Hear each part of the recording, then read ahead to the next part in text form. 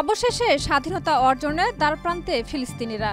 দীর্ঘ ১৫ মাস গাজায় প্রতিরোধ যুদ্ধ চালিয়ে যাওয়ার মাধ্যমে দখলদার ইসরায়েলের দরপচূর্ণ করেছে এবং সেখানে তারা দীর্ঘদিনের দখলদারিত্বের শৃঙ্খল ভেঙে নিজেদের স্বাধীনতা অর্জনের দ্বারপ্রান্তে পৌঁছেছে। গত কয়েক দশকের সংগ্রাম, রক্তক্ষয়ী যুদ্ধ এবং আন্তর্জাতিক সম্প্রদায়ের সমর্থনে দেখা পেয়েছে ঐতিহাসিক মুহূর্তের। ফিলিস্তিনের জনগণ তাদের নিজস্ব অধিকার এবং ভূখণ্ড পুনরুদ্ধারের জন্য বিভিন্ন পর্যায়ে সংগঠিত হয়েছে।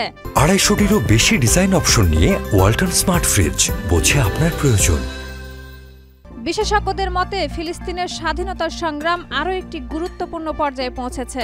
আঞ্চলিক এবং আন্তর্জাতিক চাপের মধ্যে ফিলিস্তিনিরা এখন তাদের জাতীয় একতা এবং স্বাধীনতা অর্জনের জন্য দৃঢ় প্রতিজ্ঞ।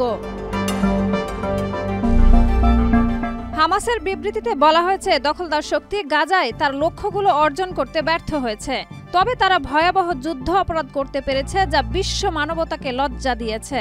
ফিলিস্তিনিরা এখন দখলদারিত্বের শৃঙ্খল ভেঙে স্বাধীনতা অর্জন ও মাতৃভূমিতে প্রত্যাবর্তনের দ্বারপ্রান্তে রয়েছে বলেও বিবৃতিতে দাবি করা হয়েছে।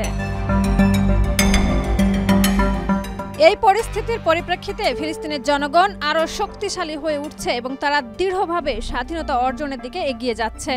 তবে এই প্রক্রিয়ায় আন্তর্জাতিক সম্প্রদায়ের ভূমিকা এবং আঞ্চলিক শান্তির প্রয়োজনীয়তা ক্রমশ গুরুত্বপূর্ণ হয়ে উঠছে। ফিলিস্তিনিরা এখন তাদের স্বাধীনতার জন্য একটি নতুন আশা এবং লক্ষ্য নিয়ে এগিয়ে যাচ্ছে।